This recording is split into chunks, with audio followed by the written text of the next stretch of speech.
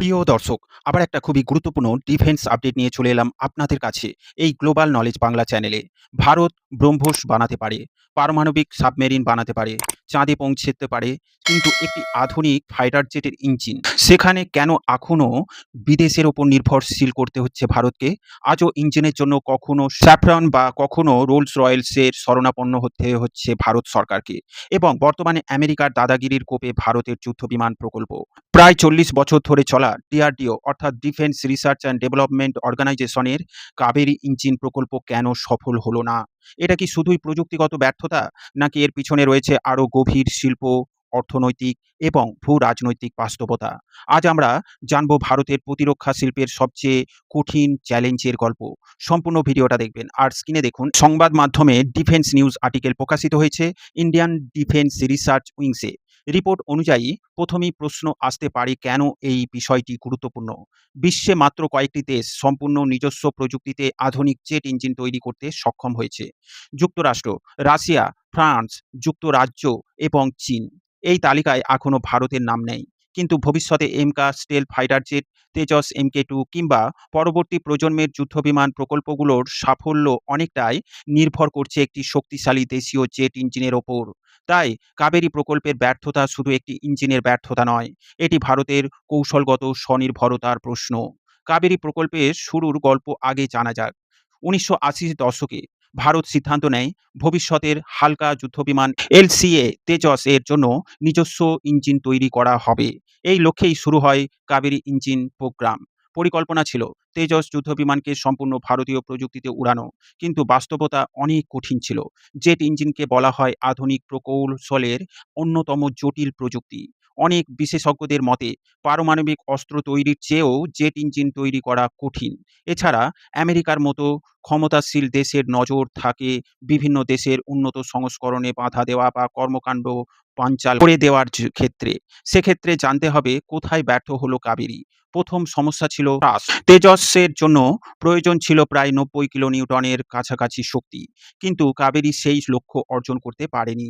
দ্বিতীয় সমস্যা ছিল ওজন। ইঞ্জিনটি প্রত্যাশায় তুলনায় ভারী হয়ে যায়। তৃতীয় সমস্যা ছিল নির্ভরযোগ্যতা। উচ্চ তাপমাত্রা বা দীর্ঘ সময় অপারেশনে কাঙ্ক্ষিত পারফরম্যান্স পাওয়া যায়নি। ফলাফল, তেজসে কাবেরী পরিবর্তে ব্যবহৃত করা হয় আমেরিকার GF404 ইঞ্জিন এবং পরে GF414 ইঞ্জিন। প্রকৃত সমস্যাটা প্রযুক্তি নয়, শিল্পভিত্তি। অনেকেই মনে করেন অর্থের অভাবে কারণে কাবেরী ব্যর্থ হয়েছে, কিন্তু বাস্তবতা ভিন্ন। ভারত প্রকল্পে বিপুল অর্থ বিনিয়োগ করেছিল। মূল সমস্যা ছিল শিল্পভিত্তি। একটি জেট ইঞ্জিন বানাতে শুধু ডিজাইন জানলেই হয় না, প্রয়োজন বিশেষ ধাতু, উচ্চ তাপমাত্রা সহনশীল ব্লেড, সিঙ্গেল ক্রিস্টাল প্রযুক্তি, সুপার অ্যালয়, উন্নত উৎপাদন ব্যবস্থা এবং কয়েক দশকের অভিজ্ঞতা। এই পুরো ইকোসিস্টেম তখন ভারতের ছিল না। ভূ রাজনৈতিক বাস্তবতার দিক দিয়ে এটি অত্যন্ত তাৎপর্যপূর্ণ ঘটনা। এখানেই আসে আন্তর্জাতিক রাজনীতি। জেট ইঞ্জিন প্রযুক্তি বিশ্বের সবচেয়ে সুরক্ষিত সামরিক প্রযুক্তিগুলোর একটি।